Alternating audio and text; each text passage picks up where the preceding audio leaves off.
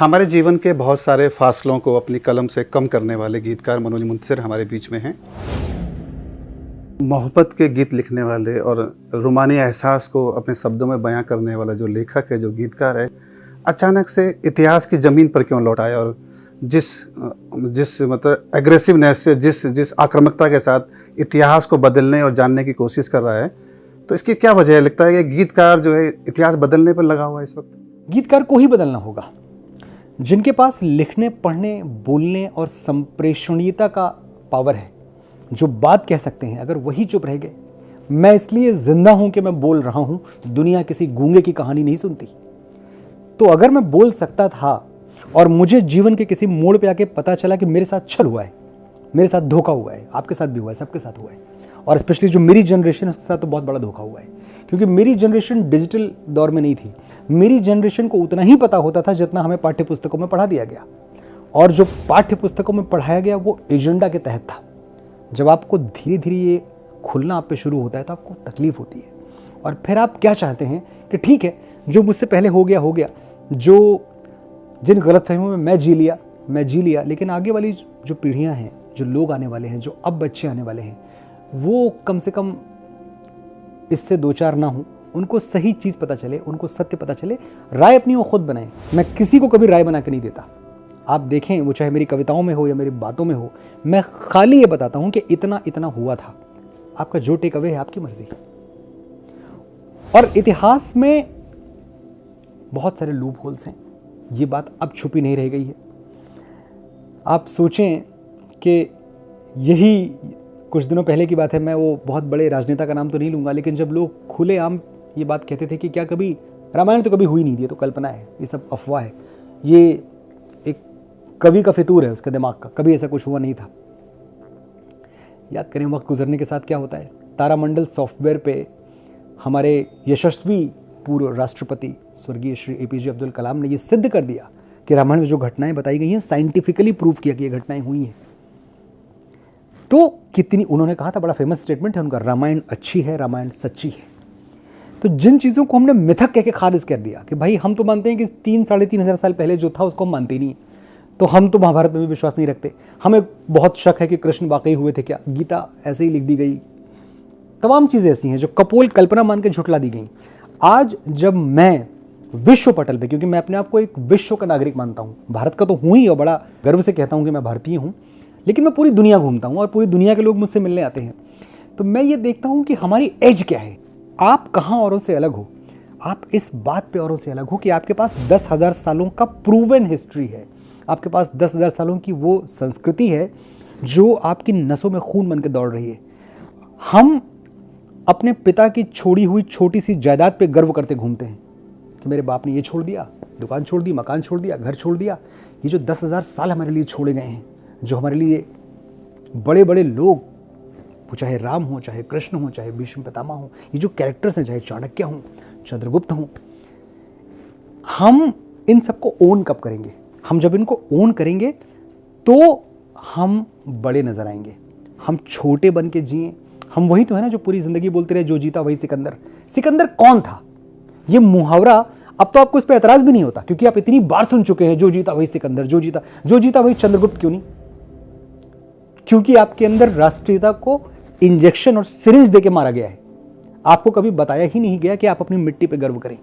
और मैं एक बात समझता हूं, अगर मैं अपनी मां की इज्जत नहीं कर सकता तो मैं आपकी मां की भी इज्जत नहीं कर सकता। और मैं जिस माहौल में पला बड़ा हूं, जो मुझे लिबरल ज्ञान दिया गया है, जब मैं बड़ा हो रहा था, मैं तो NCERT किताबें पढ़ के बड़ा हुआ हूँ, कॉन्वेंट में पढ़ता था, तो मैंने हमेशा देखा कि ये बड़ा कूल था कि अपने घर के बारे में, अपने माता पिता के बारे में उन पे कोई गर्व ना करना, उनको झुठला देना, उनको खारिज कर देना, और पड़ोसी के बारे में अच्छी बातें करना, वो आपको बड़ा कूल दिखाता था, आपको बड़ा स्वैग, बड़ा नया दिखाता था आपकी सोच को। बड़ा हुआ तो मुझे एहसास हुआ कि इससे बड़ा तो कोई खोखलापन ही नहीं है। जो अपने पिता का, अपनी माँ का, अपने परिवार का, अपनी मिट्टी का नहीं हुआ, वो किसी का नहीं हो सकता।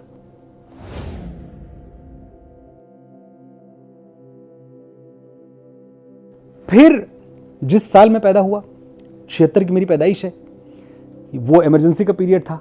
उसी साल हमने ये भी देखा कि कैसे लोकतांत्रिक स्तंभ गिरा दिए गए, कैसे लोकतंत्र के नाम पे ऐसा तमाशा हुआ जिसका कि आज तक दुनिया के इतिहास में कहीं कोई मिसाल नहीं है।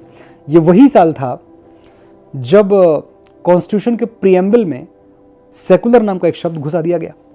हमने ये पढ़ा था कि भाई प्रीएम्बल इसलिए है क्योंकि प्रीएम्बल नहीं बदलता कॉन्स्टिट्यूशन का, संविधान में संशोधन होते रहते हैं, वो कोई गलत बात नहीं है। जो सरकार आएगी, समय बदलेगा, ज़रूरतें और होती जाती हैं, लेकिन कॉन्स्टिट्यूशन का प्रीएम्बल नहीं बदलता। आपने प्रीएम्बल में एक सेकुलर वर्ड लगा दिया। सेकुलर लगाने के बाद अब आपने दूसरों को, पूरे देश को ये घुट्टी पिलानी शुरू कर दी कि सेकुलर होना आपका काम है, आप धर्मनिरपेक्ष हो जाएं। एक तो सेकुलर का मतलब पंथ निरपेक्ष होता है, धर्मनिरपेक्ष नहीं होता, क्योंकि धर्म तो एक ही है सनातन, बाकी सारे पंथ हैं। उसमें प्रॉब्लम ये हुई कि मुझे, आप कह रहे हैं हिस्ट्री मैंने क्यों बदलनी चाहिए, हिस्ट्री के बारे में मैंने दूसरा पॉइंट ऑफ बदलनी नहीं चाहिए, दूसरा पॉइंट ऑफ व्यू क्यों रखा? दूसरा पॉइंट ऑफ व्यू इसलिए रखा कि जिस चीज़ को मैं बड़े गर्व के साथ अपने सीने पे मेडल की तरह लगाए घूमता था कि मैं सेकुलर, मैं सेकुलर, मैं सेकुलर, बहुत दिनों बाद पता चला कि ये तो बहुत बड़ा स्कैम हो गया मेरे साथ, धोखा हो गया मेरे साथ। सेकुलर होना नागरिक का काम नहीं है, सरकार का काम है। और जो संविधान भी आपको कहता है, हमें संविधान की वो बात गलत तरीके से हमारे सामने प्रेजेंट की गई। जब सरकार कोई भी हो, वो कोई योजना बनाए, बेटी बचाओ बेटी पढ़ाओ, तो सरकार का काम है कि उस योजना का फायदा हर किसी को हो, बगैर जाति, धर्म, बैकग्राउंड, हैसियत देखे हुए। सेकुलर होना आपका काम है।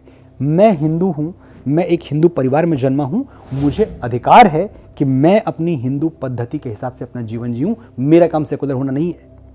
जब मैं सेकुलर होता हूँ और जब मैं ये कहता हूँ कि भाई आज से मैं सेकुलर हो गया, आज से मेरे लिए कुछ मैटर नहीं करता कि क्या क्या लिखा गया है, जो तुम्हारा भी सही है, तुम्हारा भी सही है, तुम्हारा भी सही है। जब मैं सेकुलर होता हूँ और सनातन छोड़ता हूँ, तो मुझसे वसुधैव कुटुंबकम की अवधारणा छूट जाती है, जो कहती है कि पूरी दुनिया आपका घर है। जब मैं सेकुलर होता हूँ तो मुझसे वो प्रार्थना छूट जाती है जो हर हिंदू रोज़ सुबह उठ के अपनी प्रार्थना में बोलता है, सर्वे भवन्तु सुखिनः सर्वे सन्तु निरामया। हम तो नहीं कहते कि जितने सनातनी हैं, जितने हिंदू हैं, जितने ब्राह्मण हैं, जितने क्षत्रिय हैं, वो सब सुखी हों। हम सर्वे भवन्तु सुखिनः सर्वे सन्तु निरामया, जो इतना बड़ा दर्शन है, जिस दर्शन में मैं पैदा हूँ, मैं समंदर में पैदा हुआ हूँ और आप मुझे कुएं में डुबकी लगाने के लिए कह रहे हैं, तो मुझे आपके कुएं में डुबकी नहीं लगानी है। मैं सागर में पैदा हुआ हूँ और मैं उस सागर की महत्ता जानता हूँ। और मैं ये भी जानता हूँ कि अगर मैं एक सच्चा हिंदू बना रह गया, अगर मैं एक सच्चा राष्ट्रभक्त बना रह गया, मैं किसी से घृणा नहीं कर सकता। मेरे लिए मेरे पड़ोस में अगर करीम चाचा हैं, तो वो करीम चाचा मेरे लिए उतने ही अजीज़ हैं जितने लखन चाचा। मेरे लिए कोई फ़र्क नहीं है उन दोनों में, लेकिन ये मैं हिंदू रहते हुए करूँगा। मुझे अपनी पहचान मिटा के, अपनी अस्मिता को तिरोहित करके कुछ ऐसा नहीं करना जो मेरी तो वाहवाही हो जाए, मेरे लिए चार लोग तालियां बजा दें, लेकिन मैं अपनी जड़ों से कट जाऊं। ये मैं नहीं होने दूंगा। तो आपके जो ये विचार हैं, इन्हीं विचारों से आपके जो विरोधी हैं ये कहने लगे ये रोमांटिक गीत लिखने वाला जो मनोज मुंतशिर है वो केंद्र सरकार के गीत गाने लगा है। आप बता दें मुझे, मेरा एक पोस्ट, एक ट्विटर, ओपन चैलेंज दे रहा हूं मैं, आप मुझे कहीं बताएं जहां मैंने किसी व्यक्ति विशेष का गुणगान किया हो। एक जगह आप बता दें। मैं करता ही नहीं हूं। मेरे लिए राष्ट्र पहले है, मेरे लिए सनातन पहले है। जो राष्ट्र की बात करेगा मैं उसकी बात करूंगा। आप आ जाएं, कोई भी। अब बाकी पार्टियां नहीं करती तो मैं क्या करूं? ये मेरी प्रॉब्लम नहीं है। मैं बोल रहा हूं कि भारत एक अखंड राष्ट्र है। मैं ये बोल रहा हूं कि भारतीयता दुनिया में सबसे बड़ी चीज है। मैं ये बोल रहा हूं कि सनातन के साथ आप जियो, क्योंकि जो सनातन मूल्य है वो बहुत बड़े हैं। अब इन सब के विरोध में बाकी पार्टियां खड़ी हुई हैं, तो ऑटोमेटिकली मैं उनके विरोध में खड़ा हो गया। आप बताएं मुझे, मैं फिल्मों के गाने लिखता हूं, मेरी जिंदगी मेरे कर्मों से, मेरी मेहनत से, मेरे परिश्रम से बहुत अच्छी है। मैं समझता हूं जितना कि एक राजनेता अपनी ज़िंदगी में जिस तरह की लाइफस्टाइल रखता होगा, उससे बेहतर मैं खुद रखता हूं। और मैंने आज तक जायज़ नाजायज़ गवर्नमेंट का ना मैं एक पैसा जानता हूं, ना मैं एक चाय जानता हूं। मैंने किया बहुत कुछ है उनके लिए, क्योंकि मैं देश के लिए करता हूं। मैं अगर गीत लिखता हूं, जिन गीतों के लिए मैं बाहर लाखों लेता हूं, मेरे पास जब सरकार आती है और कहती है कि ये इस काम के लिए है, ये बेटी बचाओ बेटी पढ़ाओ के लिए है, ये उज्ज्वला योजना के लिए है, तो मैं मुफ्त में लिखता हूं, क्योंकि मुझे लगता है मेरे शब्द इनको समर्पित है। मुझे जाने चाहिए, इनसे क्या पैसा लूंगा मैं? तो मैं सिर्फ और सिर्फ अपनी भावनाओं के साथ जी रहा हूं, उन भावनाओं को जो लोग जोड़ते हैं किसी पार्टी से। और अगर मुझे किसी पार्टी से जुड़ना होगा तो किस बात का मुझे इंतजार है? मैं अभी जुड़ जाऊंगा। मुझे केंद्र सरकार मैं जानता हूँ कि वो मुझे जानते हैं, मेरी भावनाओं को जानते हैं। अगर मैं उनसे ये इच्छा जाहिर कर दूँ कि भाई मुझे आपकी पार्टी, आपके झंडे के अंदर आ जाना है, मुझे लगता नहीं कि वो 1 मिनट की भी देर लगाएंगे मुझे लेने में, तो मैं क्यों नहीं गया? क्योंकि मैं खुश हूँ, क्योंकि मैं लेखक हूँ, मैं इस वक्त पूरी तरह से पार्टी निरपेक्ष हूँ। मेरी एक ही आस्था है और वो आस्था मेरे देश में है, मेरे सनातन में है। उस आस्था का जो समर्थन करेगा मैं उसकी तरफ हूँ, जो उस आस्था का विरोध करेगा मैं उसके खिलाफ हूँ।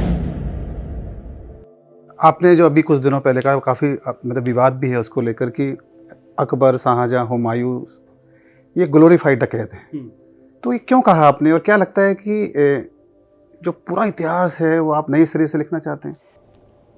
मेरा घर है, मेरे घर में कोई घुस आया, उसने मेरे घर के आगे अपने नाम की तख्ती लगा दी। जब समय बदलेगा तो क्या मैं उस तख्ती को हटा के वहां अपना नाम नहीं लिखूंगा जो मेरे बाप दादा का घर था? जिन लोगों से अफगानिस्तान और फरगाना और समरकंद में और उज़्बेकिस्तान में एक बाथरूम, एक टॉयलेट नहीं बना, वो हिंदुस्तान में ताजमहल बनवाने आए थे। तो ये जो हमें चीज़ें पढ़ाई गई हैं कि ये आर्किटेक्चर हमें दिया, ये सब हमारे अपने लोगों, हमारे अपने शिल्पियों, हमारे अपने कारीगरों के दम पे था। और आप ये देखें हमने कीमत क्या चुकाई है, हमने ये तो देख लिया, बहुत अच्छी तरह से मैं पढ़ाया गया, मैं भी जानता हूँ। कुतुब मीनार किसने बनवाई मैं जानता हूँ, क्योंकि मैं भाई मेरे क्लास 3rd या 4th के सिलेबस में है। लाल किला किसने बनवाया मैं जानता हूँ। ताजमहल किसने बनवाया मैं जानता हूँ। सोमनाथ किसने तोड़ा मैं क्यों नहीं जानता। मथुरा किसने तोड़ा मैं क्यों नहीं जानता। अयोध्या किसने उजाड़ी मैं क्यों नहीं जानता। काशी किसने बर्बाद की मैं क्यों नहीं जानता। तो आप मुझे एक तरह का इतिहास पढ़ाएंगे, दूसरा नहीं पढ़ाएंगे। तो ये जो सेलेक्टिव हिस्ट्री मुझे पढ़ाना है, तो ये गलती किसकी है? जिन लोगों ने मेरा पाठ्यक्रम निर्धारित किया है उनकी गलती है। इसको करेक्ट करने का टाइम आया है। मैं तो दोनों बातें बोल रहा हूँ, दूसरा पहलू दिखा रहा हूँ खाली। मैं इससे तो इनकार नहीं कर रहा कि भाई ताजमहल शाहजहां ने बनवाया। इसके साथ मैं ये भी बता रहा हूँ कि सोमनाथ एक लुटेरे ने तोड़ा भी। और मैं ये भी कहना चाहता हूँ कि हमारे यहाँ जो हीरो वर्शिप है उसने बड़ा गलत रूप धारण किया हुआ है। क्योंकि हमने जो अपने हीरोज़ बनाए हैं वो जाति, धर्म, संप्रदाय और मज़हब के आधार पर बनाए हुए हैं। और ये दुर्भाग्य है भारत का। हमारे हीरोज़, हमारे नायक सिर्फ अपने कर्मों के आधार पर बनने चाहिए और इस आधार पर बनने चाहिए कि उन्होंने हमारे लिए छोड़ा क्या है। एक बहुत बड़ा तबका है यहाँ का जो कि महमूद गज़नी को अपना हीरो मानता है। अभी कुछ दिनों पहले तो एक साहब ने सोमनाथ के सामने एक वीडियो भी रिकॉर्ड करके डाल दिया कि देखिए ये वही जगह है जहाँ हमारे पीर महमूद गज़नी आए थे। ये एक आदमी जिसका नॉलेज कम है, जिसका ज्ञान कम है, वो हज़ारों लाखों मुसलमानों को गलत लाइट में दिखा रहा है। तो मेरी जो खिलाफत है, मेरी खिलाफत उन लोगों से नहीं है, वो तो मेरे भाई हैं। मेरी खिलाफत इस एक आदमी से है। मैं इसको बताना चाहता हूं कि जिस महमूद गज़नी को तुम हीरो मानते हो, क्या तुमको पता है कि अफगानिस्तान में उसे कोई पहचानता तक नहीं है जहां से वो आया था। अब गज़नी अफगानिस्तान का एक छोटा सा गांव हुआ करता था। अफगानिस्तान को तो चाहिए था कि फिर अपने इस वीर पुत्र को सेलिब्रेट करे। जगह जगह महमूद गज़नी के नाम पे होटल्स हों, इमारतें हों, बड़े बड़े प्रतिष्ठान हों। महमूद गज़नी के नाम पे वहाँ एक बाथरूम तक नहीं है। वो लोगों ने कभी सेलिब्रेट नहीं किया अफगानिस्तान ने, बिकॉज उनको पता था कि ये आदमी लुटेरा था। तो जो लुटेरा था वो लुटेरा था। इसमें किस बात का शक होता है आपको? आप क्यों इस बात पे कांप जाते हैं जब मैं कहता हूं कि बख्तियारपुर जो स्टेशन है बिहार में उसका नाम बदलना चाहिए? और हम क्यों नहीं बदल पाए आज तक? हमारी राष्ट्रीय अस्मिता कितनी मर चुकी है, हम कितने पद्दलित हो चुके हैं कि उस पर भी विरोधाभास है। उस पर भी जब बात कभी निकलती तो 50 लोग खड़े हो जाते हैं कि आप नहीं बदल सकते। क्यों नहीं बदल सकते? कौन था बख्तियार खिलजी? बख्तियार खिलजी वो आदमी था जिसने नालंदा विश्वविद्यालय को आग लगा दी थी, पूरी लाइब्रेरी जला दी थी।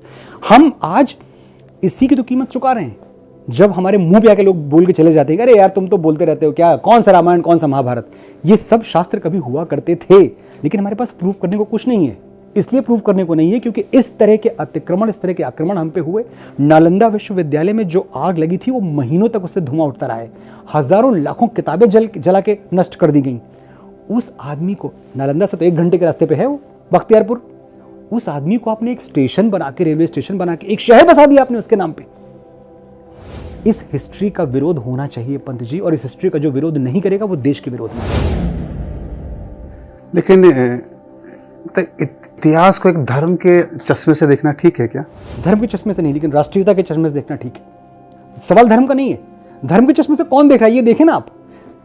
सवाल ये है, मैंने तो यही बोला आपसे कि जब आप नायक चुने, जब इतिहास के नायक चुने, तो मेरे नायक अशफाक उल्लाह खां मेरे नायक हैं, एपीजे अब्दुल कलाम नायक है मेरे, अब्दुल हमीद मेरे नायक हैं। मैं कहाँ धर्म के चश्मे से देख रहा हूँ, ये सब मेरे हीरोज हैं। लेकिन मेरा हीरो रावण नहीं है। मैं धर्म के चश्मे देखूं तो रावण मेरा हीरो होना चाहिए, जयचंद मेरे हीरो होने चाहिए। थे तो राजपूत ही, लेकिन जयचंद को तो मैं कहता हूं भाई विलेन है, खलनायक है, उनके जैसा किसी को नहीं बनना। रावण के बारे में हम उनका पुतला जलाते हैं और जिंदगी भर जलाते रहेंगे, हर हिंदू जलाता रहेगा। तो आप देखिए कि हमारी विचारधारा कितनी व्यापक है। तो सनातन में तो ये परंपरा ही नहीं है कि हम किसी की जात पात, उसका संप्रदाय देख के हम उसको हीरो बनाएं। हमारे यहां सिर्फ गुण देखे जाते हैं।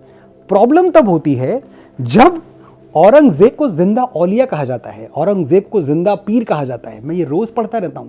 मुझे लोग मिलते हैं जो कहते हैं औरंगजेब को लोगों ने समझा नहीं, वो तो बहुत बड़ा, वो तो टोपियां बनाता था, वो टोपियां बना के जो कमाता था उससे हज करने जाता था। आपको ये टोपियां बनाना याद आता है, और वो जनेऊ भरे कंधे कटवा लिया करता था, वो आपको याद नहीं आता?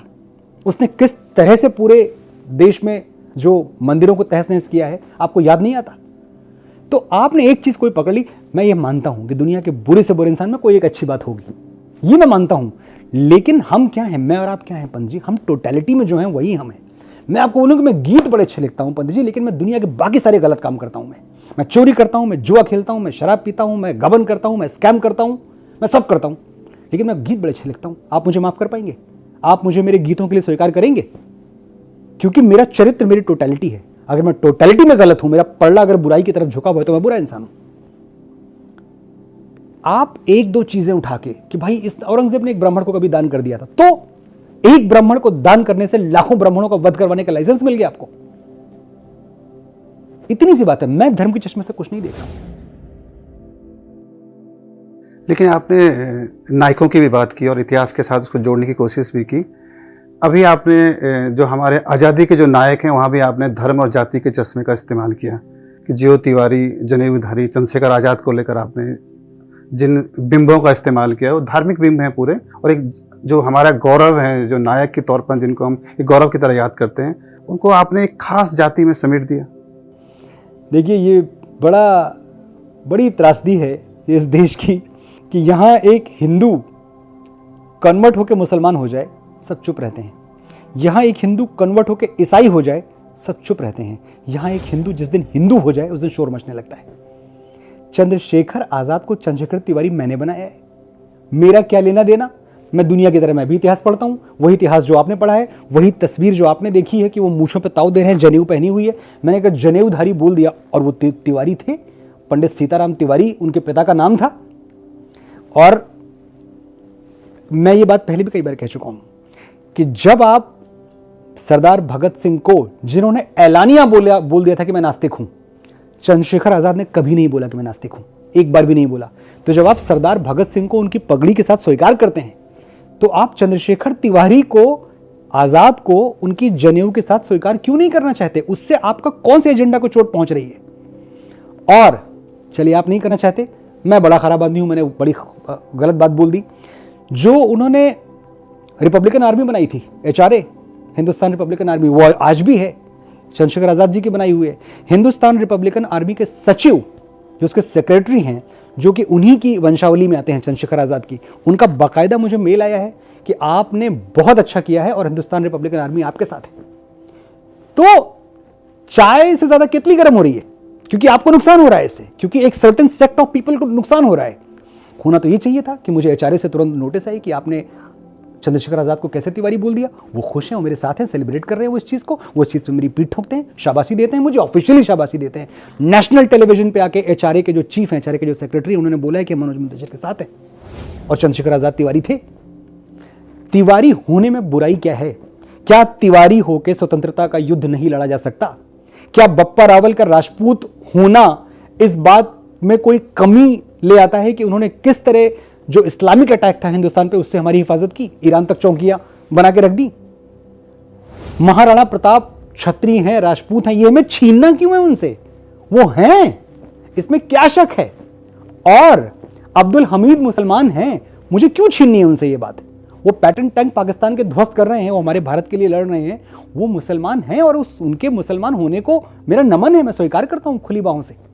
तो प्रॉब्लम क्या है?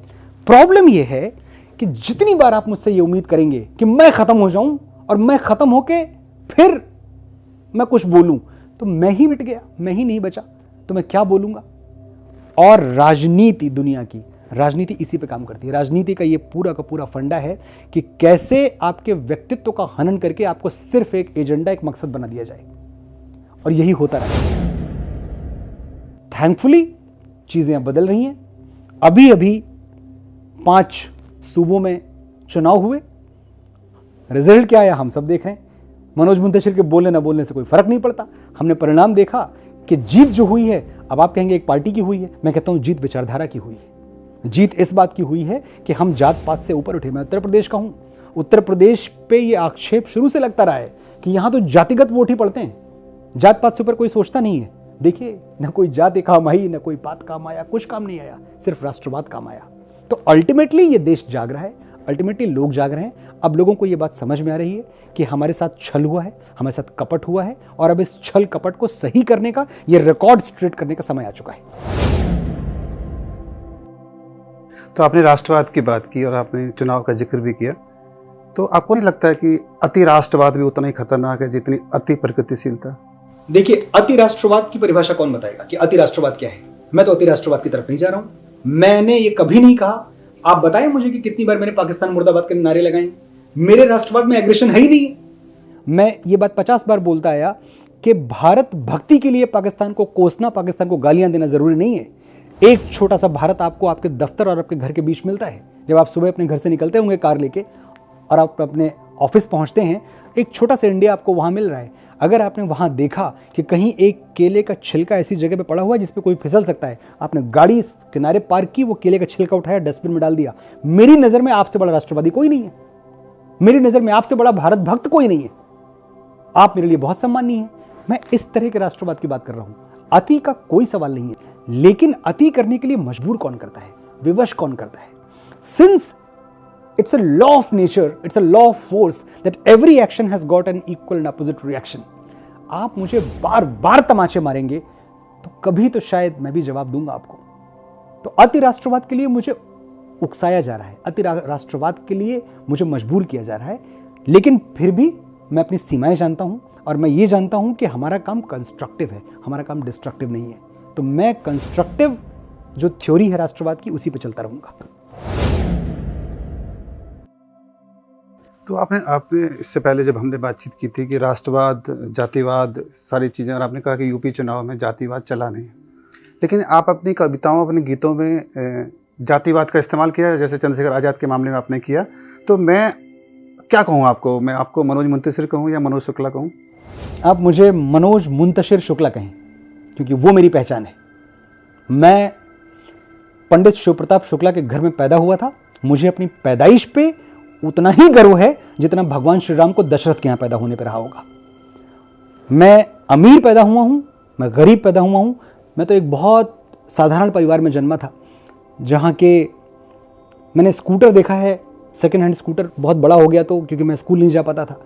मेरी मम्मी की सैलरी 500 रुपये हुआ करती थी, पिताजी की जॉब जा चुकी थी, तो पिताजी साल के 6 महीने खेती किसानी करते जब मौसम होता था खेती का, और बाकी जो साल के 6 महीने थे वो पुरोहित थे, वो शादियां करवाते, ब्याह करवाते, कर्मकांड करवाते। ये इस तरह के माहौल में मैं पला बढ़ा हूं। तो क्या जब तक मेरे पिता का नाम जवाहरलाल नेहरू ना हो तब तक मैं अपने पिता पे गर्व ही ना करूं? मेरा बाप अगर रिक्शा भी खींचता है ना, तो मुझे उतना ही गर्व है जितना पंडित नेहरू की खानदानों में लोगों को होगा। तो मैं मनोज मुंतशिर शुक्ला हूं क्योंकि मेरे पिता का सरनेम शुक्ला था, क्योंकि मैं उनके यहाँ जन्म लिया है, मेरी अनुवांशिकी में शुक्ला होना है, इसमें कोई शर्मिंदगी नहीं है। लेकिन मैं इतने खुले दिमाग का भी हूं कि मुझे एक पेन नेम चाहिए था, तो मैंने वो पेन नेम उठाने के पहले ये नहीं सोचा कि ये उर्दू से आ रहा है, फारसी से आ रहा है, उज़्बेकिस्तान से। मुझे अच्छा लगा, जहां से अच्छा लगा मैंने वो पेन नेम रख लिया। मैं ओपन माइंड का आदमी हूं, लेकिन ओपन माइंड का होने की शर्त ये नहीं है कि मैं अपनी जड़ें छोड़ दूं। जैसे मैं आपको महसूस कर रहा हूँ, मुझे लगता है कि एक दर्द है जो आपके भीतर, मतलब बेचैनी के साथ मचल रहा है। तो इसमें एक सवाल है मेरा कि आपकी जो माया नगरी है उसमें वामपंथ और दक्षिण पंथ 2 अलग अलग हिस्से हैं। माया नगरी देश से अलग थोड़ी है, तो जैसे देश में हर जगह है वैसे माया नगरी में भी है, बिल्कुल है। तो क्या इसीलिए अगर दक्षिण पंथ और वामपंथ में बटा हुआ, क्या इसीलिए कि जो 84 के जो दंगे हैं, सिख दंगे, उन पर कोई फिल्म नहीं बनी? और अभी 2 दिन पहले जो है कश्मीर के जो मतलब जिस तरीके से त्रासदी जो कश्मीर की, उस पर अभी फिल्म बनी है, पहली बार एक सच्ची घटना पर फिल्म बनी है। तो क्या आपको लगता है कि जो आपके इतने बड़े फिल्मकार थे, उनको इन दोनों देश के सबसे बड़े और दर्द से भरे इन दोनों घटनाओं में कोई कहानी नहीं मिली? डरे हुए थे, डर का माहौल था। फिर आप कहेंगे कि मैं किसी एक पार्टी विशेष की बात कर रहा हूँ, लेकिन 2014 के पहले हम इंडिया में जी रहे थे, 2014 के बाद हम भारत में जी रहे हैं। इतना अंतर तो आया है, और ये तो हम सबको मान लेना चाहिए। 2014 के पहले लिबरलिज्म अपने सबसे गंदे स्वरूप में हमारी फिल्म इंडस्ट्री पर राज कर रहा था। आपको हर चीज़ के लिए लिबरल होना है, और लिबरल होना भाई साहब ये एक ऐसी प्रिविलेज है जिसका मज़ा वही ले सकता है जिसके पास दुनिया में सब कुछ हो, जिसके अपने घर में कोई न मरा हो। आपके घर में किसी की जान जाए, फिर आप लिबरल होकर दिखाएं। संवेदन शून्य होने का नाम लिबरल होना है। जब आपके अंदर संवेदनाएं होती हैं, जब आप खंजर किसी पे भी चले तड़पते हैं हम अनीस, सारे जहां का दर्द हमारे जिगर में है। जब आपको दिल्ली के दंगों में मरने वाले सिख के अंदर घोंपा गया छुरा आपको लगता है कि आपके अंदर चला है, तब आप लिबरल नहीं रह सकते, तब आप चीखते हैं। और तब आपके चीखने में एक असर्टिवनेस होती है, तब आपके चीखने में एक कोलाहल होता है। और चीख सुर में नहीं आती है कि आपके कानों को बड़ी अच्छी लगे, वही तो वेदना है, वही तो चीख है। हम बड़े कंट्रोल साउंड के आदी रहे हैं फिल्मों में, इतने डेसिबल, इतना नॉइज़, इतना संगीत, चीख है वो।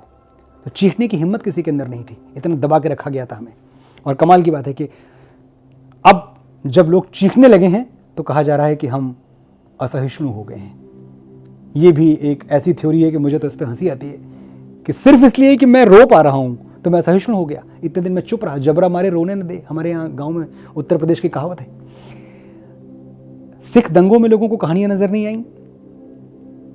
84 के 90 की बात है, कश्मीर में 1.5 लाख कश्मीरी हिंदू, जिनको कश्मीरी पंडित भी कहते हैं, वो विस्थापित कर दिए गए और दिल्ली की सरकारें सोती रहीं। एक फिल्म बनी भी अभी कुछ साल पहले, और उस फिल्म को देखने के बाद जो लोगों का रिएक्शन था, वो जो उस त्रासदी से गुजरे थे, जो विस्थापित हुए थे, जिनके बाप दादा वहाँ से विस्थापित हुए थे, वो चीख पड़े, रो पड़े वो फिल्म देख के। वो बोल रहे हैं ये क्या है, तो कभी हुआ ही नहीं था, ये तो सैनिटाइज कर दिया आपने, ये तो आपने वही ढोल पीटना शुरू कर दिया। हिंदू मुस्लिम भाई भाई, भाईचारा। ट्रबल्ड हिस्ट्री को एक्सेप्ट किए बिना दोस्ती नहीं हो सकती है। हमारे आपके बीच में अगर कोई इतिहास रहा है जहां के कुछ प्रॉब्लम्स रही हैं, पंत साहब बात करते हैं उसके बारे में। जब हम बात कर लेंगे तो बात आगे बढ़ जाएगी। आप बात नहीं करना चाहते, आप उस पर मिट्टी डालना चाहते हैं, और मिट्टी नहीं डाली जा सकती है। ये एक कहानी है। विवेक रंजन अग्निहोत्री को मेरा प्रणाम, जिन्होंने ये हिम्मत दिखाई ऐसी कहानी कहने की, और ये हिम्मत दिखाने का खामियाजा वो भी भुगत रहे हैं। मेरे मित्र हैं, मैं जानता हूं। तो ऐसा नहीं है कि उन्होंने ये फिल्म किसी बड़े शोहरत और ख्याति के लिए बना ली। ये फिल्म उन्होंने एक कहानी कहने के लिए बनाई है, और बदकिस्मती से इसका जो अंजाम है, इसकी भरपाई है, वो उनको किसी न किसी रूप में फिल्म इंडस्ट्री में भी करनी पड़ेगी। पर वो बहादुर हैं, वो ब्रेव हैं, वो कर रहे हैं। और ऐसी कई कहानियां आने वाले समय में आगे आएंगी, आप देखते रहिए। मैं इसीलिए कहता हूं कि जन जागरण हो चुका है, दुनिया बदल चुकी है। एक रेनेसां के पीरियड से हमारी फिल्म इंडस्ट्री गुजर रही है। पहले हम जिन चीज़ों को बोलते हुए डरते थे, आज हम उन चीज़ों को सीना ठोंक के कहते हैं। तो आप भले ही ये कहते हो कि मैं किसी राजनीतिक दल से नहीं जुड़ा हूँ, लेकिन मैं आपसे जिस वक्त आपसे बातचीत कर रहा हूँ, मुझे लगता है कि प्रधानमंत्री मोदी आपके भी हीरो हैं। क्यों नहीं है, और क्यों ना हो प्रधानमंत्री हीरो मेरे। एक आदमी जो कि समाज के सबसे निचले तबके से उठता है और देश के सबसे ऊंचे सिंहासन पर बैठता है, और बार बार अपनी उपयोगिता सिद्ध करते हैं। वो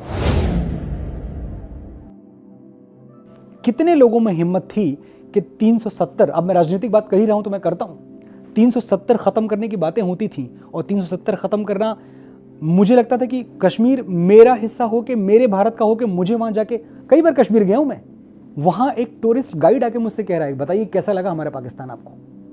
मेरा खून खौल उठा। मैं पाकिस्तान कैसा लगा, पाकिस्तान, ये बोलने की हिम्मत कैसे हुई आपको। मैं अपने देश में, अपने राष्ट्र में, अपने भारत में खड़ा हूं, लेकिन कश्मीर इतना अलग थलग पड़ गया था। 370 खत्म करने की मर्दानगी किसी ने दिखाई तो मोदी जी ने दिखाई। इस बात के लिए उनको मेरा प्रणाम है। 3 तलाक एक ऐसा सब्जेक्ट जो मुस्लिम महिलाओं पे, बेचारियों पे कितना अत्याचार हो रहा था, कितना बड़ा जुल्म था उन पे, लेकिन कौन इसको छेड़े, कौन इस ततैये के छत्ते में हाथ डाले? कोई था जिसने हाथ डाला वहां। राम मंदिर, हमें सैकड़ों साल ये प्रूव करने में लग गए कि पहले बाबर आए थे कि पहले राम। ये प्रूव करना पड़ा हमें, हमारे देश में ये सिद्ध करना पड़ा। इसी पे शर्मिंदगी है मुझे, लेकिन चलिए, सिद्ध करना पड़ा, हमने सिद्ध किया। अब माननीय सुप्रीम कोर्ट का जो निर्णय है उस पर तो मैं और आप सवाल नहीं उठा सकते। तो जो जनता अभी 4 प्रदेशों में भारतीय जनता पार्टी को चुन के लाई है, क्या हम उसकी समझदारी पे, उसके इंटेलेक्ट पे प्रश्न उठाएंगे? तो अगर इन सबके हीरो प्रधानमंत्री नरेंद्र मोदी हैं तो मेरे भी हीरो हैं। तो क्या आप अमेठी से चुनाव लड़ेंगे? ये तो मतलब एक ऐसा सवाल है जिसका जवाब मैं चाह के भी नहीं दे सकता, क्योंकि ये कभी ना क्वेश्चन आया है, ना मेरे दिमाग में आया है, ना किसी ने मुझसे पूछा है और ना मैंने इस पर सोचा है। लेकिन अमेठी मेरा है, मैं अमेठी की मिट्टी का जाया हूँ और अमेठी के कण कण से मुझे प्यार है। अगर अमेठी की सेवा करने का मौका मुझे कभी किसी तरीके से भी मिलता है, ज़रूर नहीं चुनाव लड़के मिले, किसी भी तरीके से, मैं तो एक एनजीओ भी ओपन करने की कोशिश में हूँ कि एक बढ़िया एनजीओ जो वाकई कुछ करके दिखाए, ग्राउंड पे कुछ करके दिखाए।